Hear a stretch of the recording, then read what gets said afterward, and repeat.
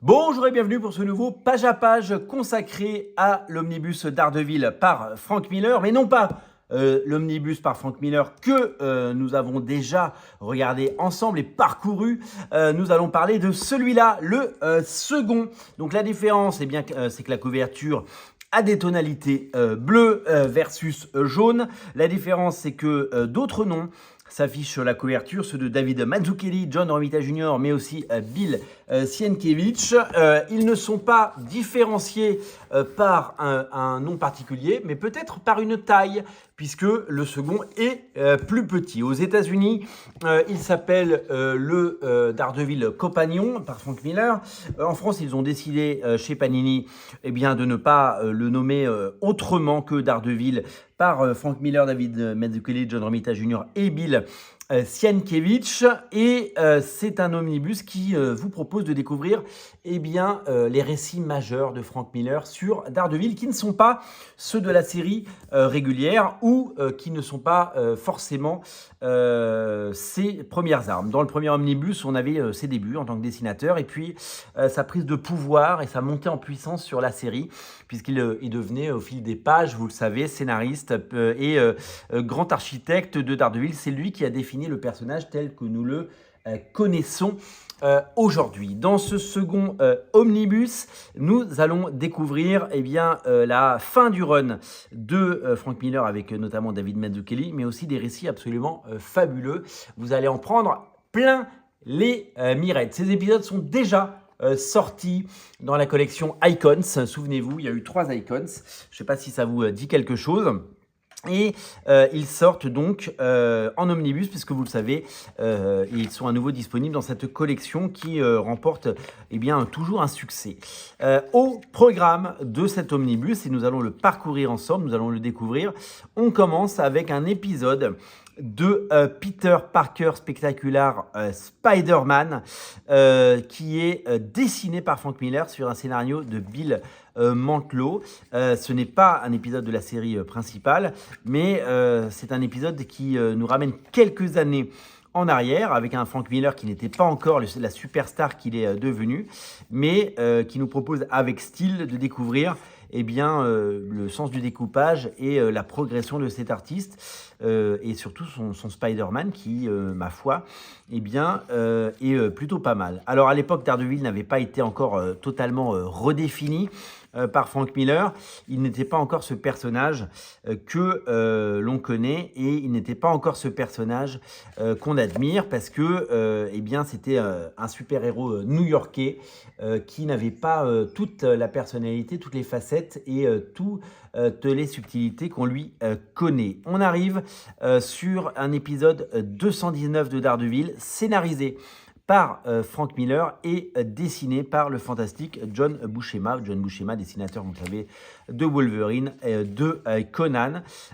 Souvent, souvent Daredevil a été associé au talent de grands auteurs. On parle de Frank Miller depuis le début de cette vidéo. Mais John Buscema, qui a à peu près tout dessiné chez Marvel, a lui aussi œuvré sur la série. Et ça, c'est quand même quelque chose de pas mal. On rentre dans le vif du sujet avec la grande époque de Frank Miller, avec évidemment Dennis O'Neil en embuscade qui supervise un petit peu tout ça, cette transition. Et puis un David Mazzucchelli, un jeune David Mazzucchelli qui depuis a fait une carrière formidable. C'est bien entendu la série Batman Year One de Frank Miller, mais aussi également l'incroyable, si vous ne l'avez pas lu, Astérios Polype, qui est un de ses chefs-d'œuvre. Et on y découvre ce qui fera au fil des pages, puisque ça va se faire petit à petit, le sel et le goût de Daredevil. C'est-à-dire que nous allons passer d'un personnage qui était un super-héros qui œuvrait contre le crime dans les rues de New York avec ses forces et ses faiblesses. Et très très vite, nous allons découvrir que Frank Miller a un autre destin et souhaite faire de Daredevil un peu le Batman de l'univers en lui apportant une mythologie, en lui apportant des cicatrices, un sac à dos plein de cailloux et un côté beaucoup plus sombre. Et c'est à partir de cet épisode, donc qui est toujours dessiné par David Mazzucchelli, puisque ça va être le dessinateur qui va vraiment prendre les manettes. Il va nous raconter l'histoire d'une descente aux enfers et d'un Daredevil qui va eh bien, chuter, qui va mettre un genou à terre, pas à pas, et qui va voir le monde autour de lui s'effondrer. Et qui va, voilà, il voit, je me souviens très très bien de ces épisodes puisqu'ils étaient parus dans les pages de Strange, quand il voit son étude eh bien, réduite à néant et que le Kingpin a décidé de faire de sa vie un enfer et que il va évidemment devoir se relever de la plus belle des façons, d'où l'arc que vous découvrirez tout à l'heure dans ces pages qui s'appelle Born Again, qui fait partie des très très grands classiques. À l'époque, dans Strange, les épisodes n'étaient pas sortis puisque ils avaient jugé à l'époque le comité de censure et surtout que les comics étaient très très surveillés par les autorités, que ce n'était pas possible de continuer. Nous allons découvrir un Matt Murdock torturé, abîmé, est détruit, complètement anéanti et totalement hors de contrôle. C'est toute la noirceur et c'est tout l'enfer dans lequel Frank Miller va plonger le personnage et ça va lui donner toute son âme, tout son corps et toute sa force. Et c'est ce qui va bâtir Daredevil pour les décennies à venir. Quand Brian Michael Bendis est arrivé sur la série, eh bien, il a voulu évidemment rendre hommage à ça, Ed Brubaker aussi, et puis même Kevin Smith a repris évidemment des éléments très importants, notamment Karen Page, qui est un personnage majeur. Tout ça n'aurait pas été possible sans le talent. Et là, on va rentrer d'épisode en épisode, de faire quelque chose de beaucoup plus noir. Ces épisodes, comme je vous l'ai dit, ne sont pas sortis. Et à l'époque, vraiment, faut vraiment avoir en tête que nous sommes dans les années 80, que les comics, c'est des choses pour les enfants, c'est quelque chose de désuet, c'est quelque chose de fun, c'est quelque chose de coloré, c'est quelque chose de rigolo. Et que là, on va enfin découvrir une autre facette des comics et que les comics peuvent être un peu plus adultes et que les comics peuvent raconter autre chose et peuvent être pris au sérieux avec le talent d'auteurs comme Frank Miller et David Mazzucchelli. Il s'est passé un tournant au milieu des années 80 grâce à deux auteurs, Alan Moore et Frank Miller. Alan Moore, on lui doit bien entendu Watchmen. Frank Miller, on lui doit le Batman Dark Knight, on lui doit le Daredevil que vous avez sous les yeux. Et on lui doit bien sûr le fabuleux Born Again et le Batman Year One que vous avez peut-être déjà lu. Là, on a un Batman Murdock qui sombre, on a une Karen Page qui sombre également, prostitution, drogue, sexe, c'est d'une noirceur folle pour l'époque et aujourd'hui, ce sont des images qui restent totalement choquantes. Matt Murdock va être recueilli par eh bien, je vous dis, voilà, par une bonne sœur, par une sœur qui va l'aider à se relever. La religion a toujours joué un rôle très très important dans Daredevil. Daredevil est un personnage irlandais, catholique et totalement croyant.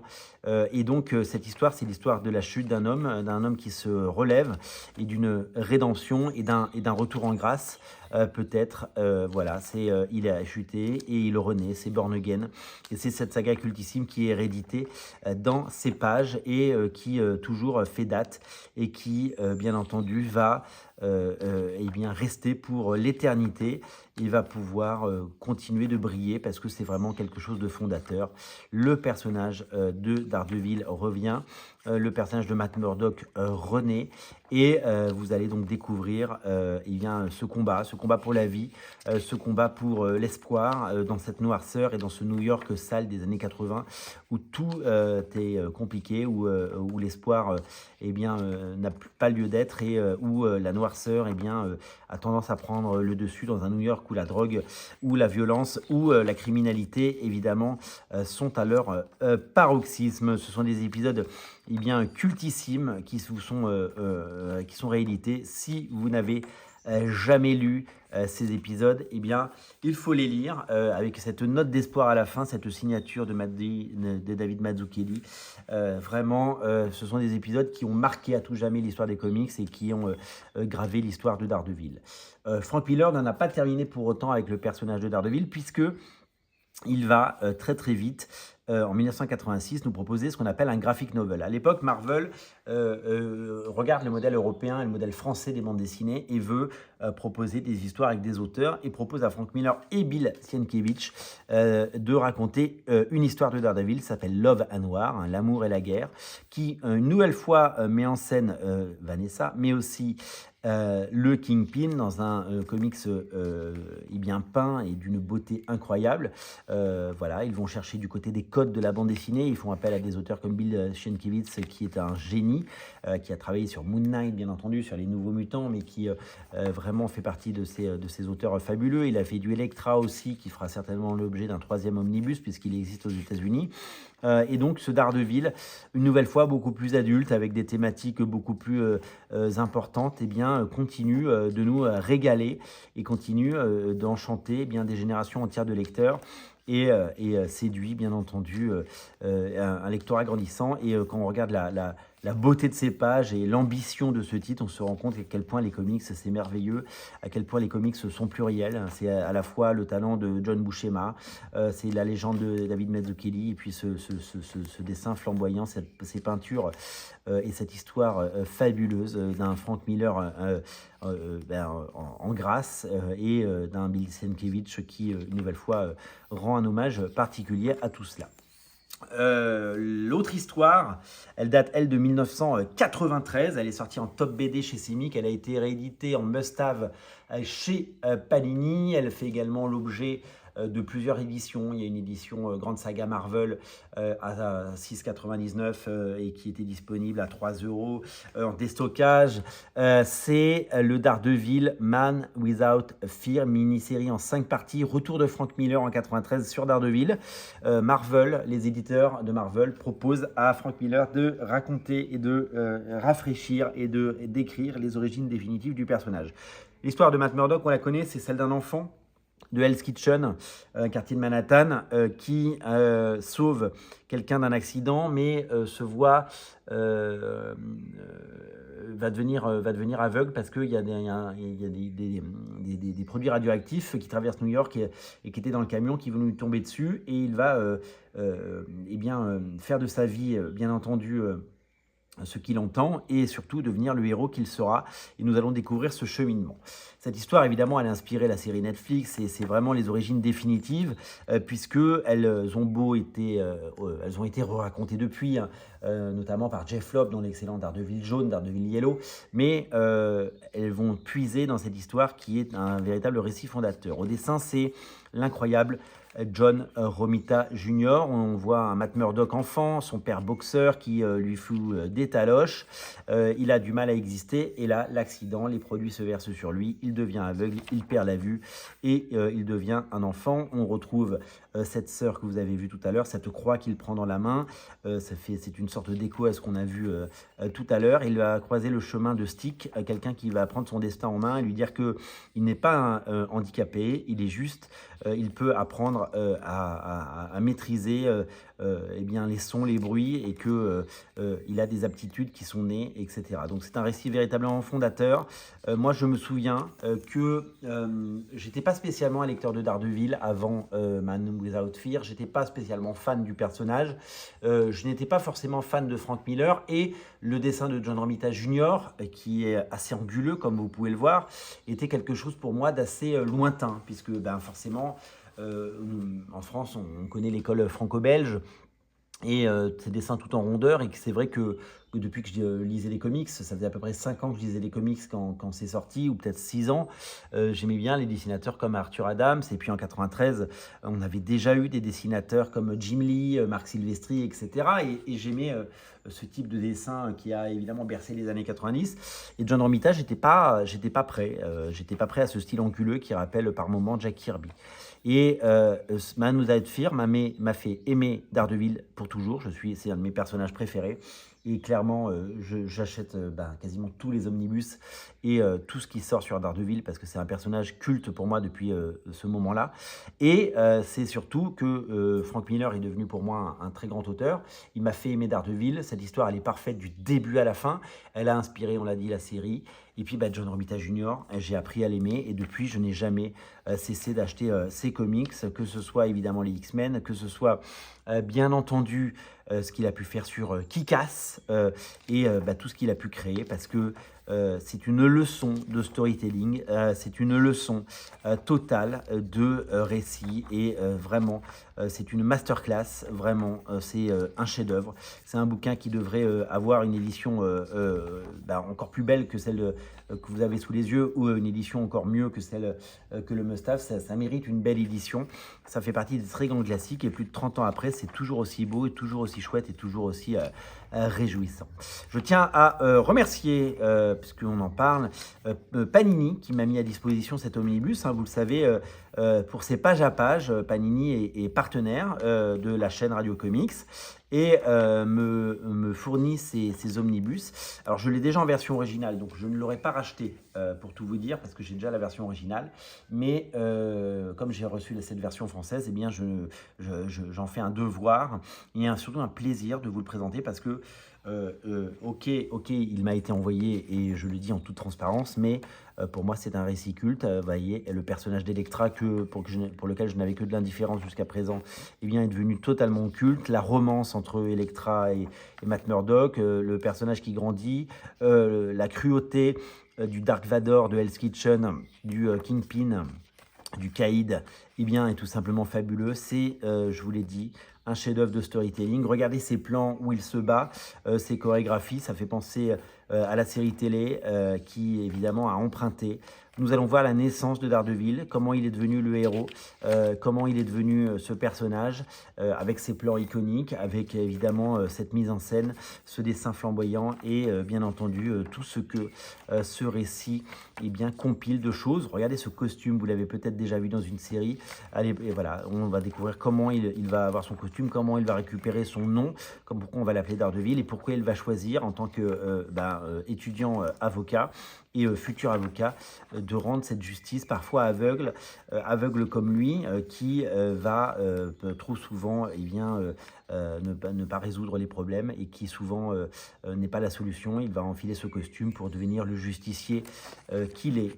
Les bonus sont conséquents avec des pages de Frank Miller évidemment, avec les couvertures de Born Again, avec toutes les versions, toutes les colorisations, avec toutes ces variantes de couverture, avec ce travail incroyable de David Mazzucchelli, avec ces pages. Regardez le sens du storytelling de David Mazzucchelli, un véritable auteur incroyable, génialissime dessinateur, flamboyant auteur qui, bien entendu, nous régale avec ses plans iconiques. Ceux qui ont la chance d'avoir des pages de David Mazzucchelli, eh bien, sont des petits chanceux parce que véritablement, ça fait partie des très grands noms. Donc les pages de bonus, comme vous pouvez le voir, sont légion. Vous allez découvrir énormément de notes, de scripts, d'idées et de pages de Frank Miller. Et vous allez pouvoir vous plonger dans les scripts originaux, dans les couvertures originelles, dans les publicités de l'époque, dans toute la communication qui a été faite. C'est un récit fondateur, c'est un récit qui va vous faire tomber amoureux de Daredevil, qui va vous donner envie de lire tout Frank Miller. C'est un récit qui va vous donner envie, évidemment, de lire les Deluxe de Brian Michael Bendis et de Ed Brubaker, qui sont clairement les enfants spirituels de Frank Miller, parce qu'ils ont fait un travail absolument phénoménal. Voilà, je vous invite à lire Daredevil par Frank Miller. Les 2 omnibus sont disponibles. Merci à Panini de m'avoir mis à disposition cet omnibus pour que je puisse le partager avec vous. Et vraiment, si vous aimez Frank Miller, si vous aimez Daredevil, si vous avez envie de plonger dans la légende et dans le patrimoine Daredevil, eh bien, vraiment, allez-y sans hésiter parce que c'est tout simplement fabuleux. Voilà, les 2 omnibus sont disponibles et c'est vraiment un incontournable pour les amateurs de comics et pour les fans de comics de tout âge et de toute génération. Salut!